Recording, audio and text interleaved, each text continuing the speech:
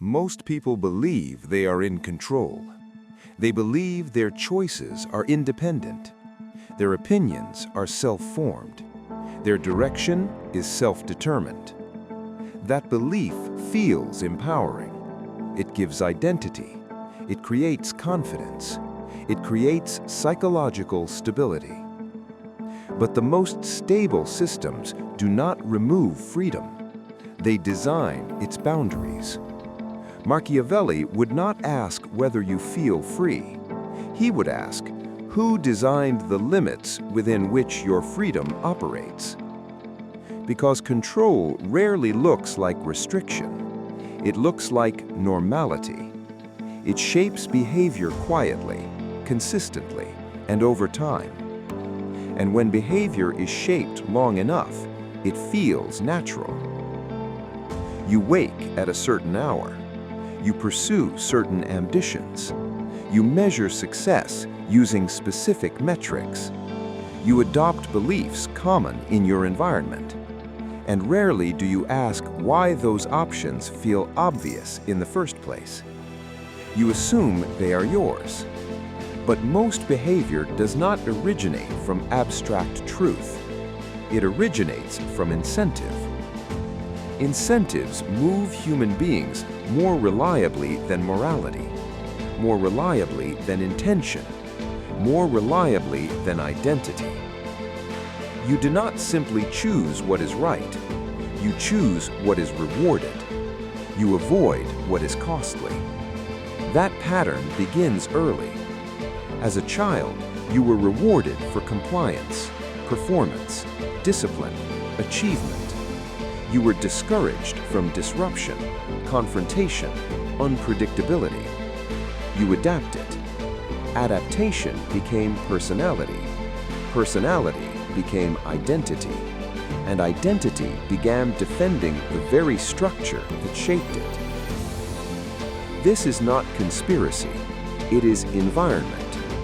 Environment defines what is possible. What is possible defines what is realistic. What is realistic defines what is pursued. And what is pursued feels self-selected. But look closely at your own life. Which paths were celebrated? Which were discouraged? Which were never presented as serious options? Control does not eliminate choice. It narrows the range. And narrowed range still feels like freedom if comparison is limited. If you are offered 5 options inside a single structure, you feel autonomous choosing between them. But autonomy requires authorship of structure, not selection within it. Consider ambition. How many of your goals were discovered in isolation? And how many were displayed repeatedly as desirable? Prestige is a powerful architect. Visibility creates aspiration. Repeated exposure generates desire. If certain careers are glorified, they gain psychological gravity. If certain lifestyles are praised, they become default.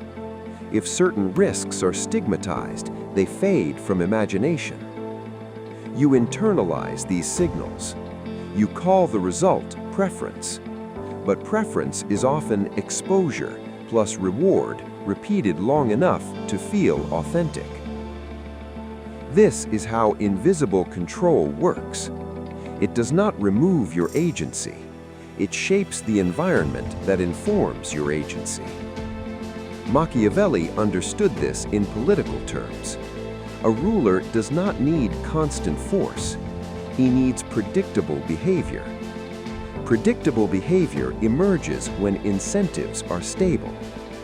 If dissent risks exclusion, most people moderate themselves. If conformity secures access, most people conform. The system does not need to punish everyone. It needs visible consequences. Visible cost is enough. Humans respond more strongly to anticipated loss than actual reward. You do not need to be silenced. You only need to witness someone else being penalized. After that, you regulate yourself. Self-regulation is the most efficient form of control. No chains, no orders, only cost awareness. Now extend this into economic structure. You are free to quit your job, free to criticize openly, free to reject expectations. But each decision carries cost: loss of income, loss of stability, loss of reputation, loss of opportunity. Cost does not remove freedom. It shapes its usage. When the cost of deviation outweighs perceived benefit, alignment becomes rational.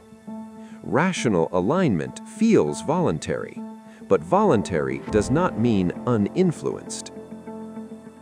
Economic dependency stabilizes systems because stability reduces risk tolerance. Risk tolerance determines deviation. Reduced tolerance reduces disruption. Over time, ambition adjusts to fit stability. You stop wanting certain paths because they threaten security, not because they lack meaning, but because uncertainty creates anxiety, and anxiety discourages exploration.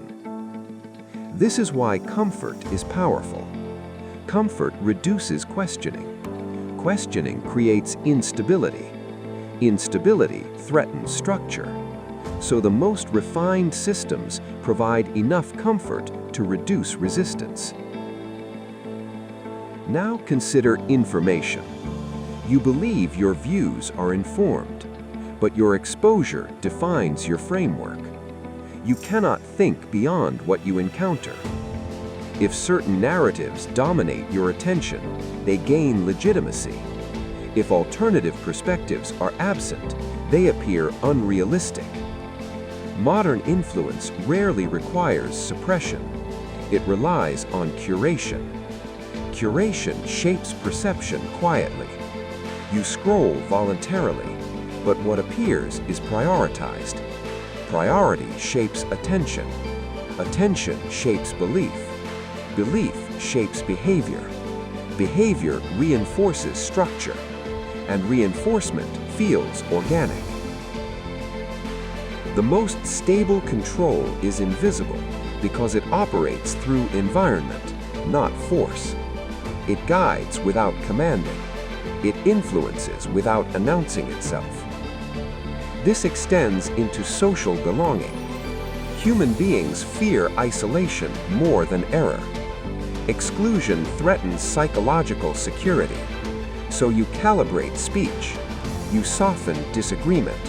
You align publicly, even if uncertain privately. You call this professionalism, diplomacy, maturity. Often it is preservation. Preservation of reputation. Preservation of connection. Preservation of opportunity. When reputation determines access, you protect it. When access determines stability, you prioritize it. Eventually, identity fuses with alignment. You do not just comply, you defend, because defending the system defends your position within it. This is where control becomes self-sustaining. The structure no longer needs to pressure you constantly. You anticipate consequence. You adjust before force is required. That anticipation is control internalized. Machiavelli would call this efficient power. The ruler who shapes incentives governs more effectively than the ruler who relies on fear alone. Fear produces resistance. Incentives produce cooperation. Cooperation produces predictability. Predictability stabilizes authority. Now ask yourself something uncomfortable. Which of your opinions would you still hold if they carried social cost? Which ambitions would you pursue if stability were guaranteed? Which beliefs feel strong only because they are safe? These questions are not accusations. They are clarifications. You are not powerless, but you are influenced. Influence is constant. The difference between autonomy and conditioning is awareness. If you see the incentives shaping you and choose alignment anyway, that is strategy. If you do not see them and assume your behavior is entirely self-originated, that is immersion. You cannot remove structure from human society. Structure organizes cooperation, but you can understand how structure shapes you. Once visible, incentives lose some unconscious authority. You begin to notice hesitation driven by fear of exclusion. You notice ambition adjusted to maintain comfort. You notice language refined to avoid friction. These